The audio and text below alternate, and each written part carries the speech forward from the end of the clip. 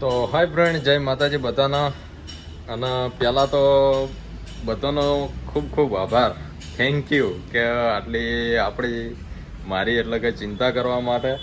અને તમે હમણાંથી જોતા હશો 2-3 દિવસથી કે આપણે ઇન્સ્ટામાં શેર રીલ અને શેર સ્ટોરી બહુ બધું નાખતા હતા.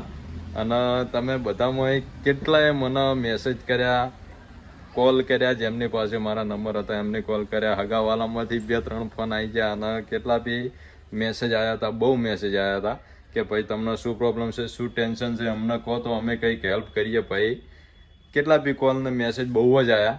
તો બધાનો દિલથી આભાર. અને બધાને કહી દઉં કે કમ્પ્લીટ જ છું હું, કશું કોઈ પ્રોબ્લેમ નહીં, નો ટેન્શન.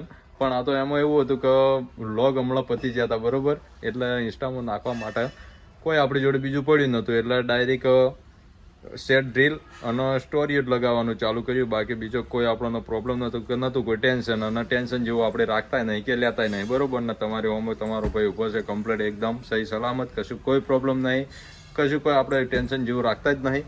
પણ તમે બધા બહુ મને મેસેજ કરતા હતા એટલે કીધું હવે ડાયરેક્ટ વિડીયો થ્રુ જ તમને કહી દઉં કે કશું કોઈ પ્રોબ્લેમ નહીં, આપણે એકદમ કમ્પ્લીટ છીએ, ફાઇન. એટલે બધાનો થેન્ક યુ, દિલથી આભાર કે આટલી ચિંતા કરવા માટે. કારણ કે કોઈ દિવસ આપણે રૂબરૂ બી મુલાકાત નહીં થઈ અને આટલો બધો તમારો એમ કહો પ્રેમ જ કહેવાય.